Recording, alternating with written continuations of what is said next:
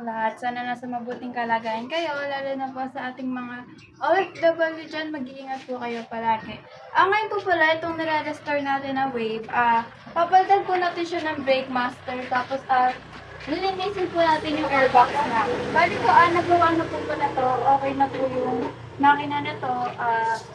Ang inaantay na lang po pala natin dito para mabuo yung fairings niya po. Pero okay, ang gagawin ko po hindi po yung brake master niya kasi po sira po, wala pong preno sa unahan. Tapos ilinisin lang po natin itong airbox. Bali itong airbox muna po yung lilinisin ko.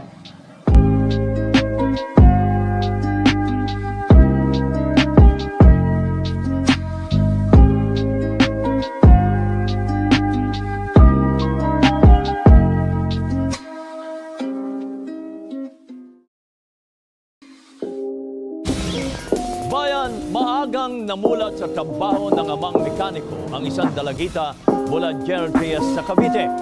Kaya sa edad na 15, dinatay na siya ng mga suki para ipagawa ang kanilang mga motorsiklo. Ang kwento ni Angel sa ating KBYN Special.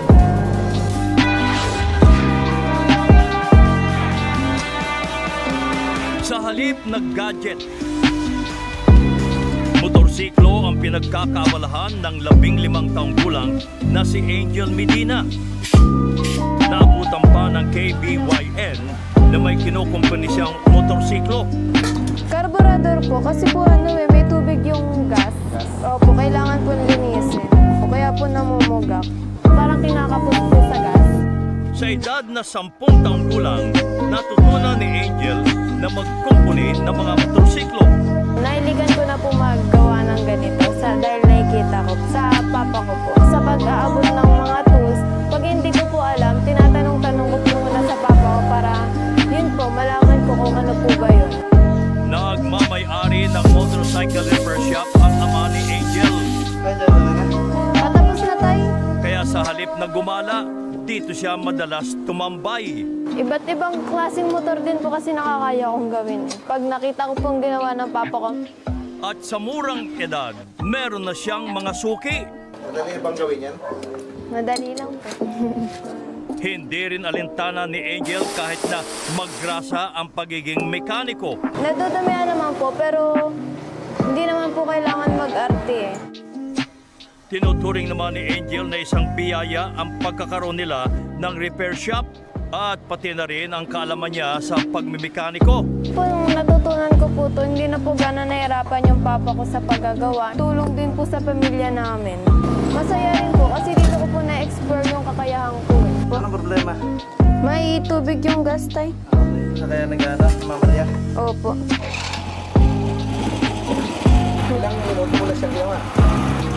Mga 30 minutes po. Pambaan na po.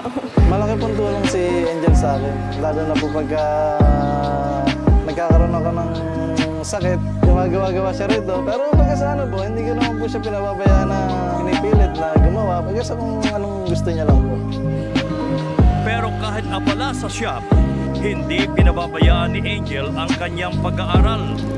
Ang kukunin ko po kasing course yung sa aircraft mechanic technician po. Parang ganito na rin po kasi yun eh. Para pagdating ko po ng college, may alam na rin po ako. Parang ito na rin po yung pinaka-umpisa ng pangarap ko. Sa mga kaedad ko po dyan, mapalalaki, mapababae, tumulong po tayo sa ating mga magulang kasi po, doon din naman tayo kumukuha na kung ano-ano pang mga gusto po natin.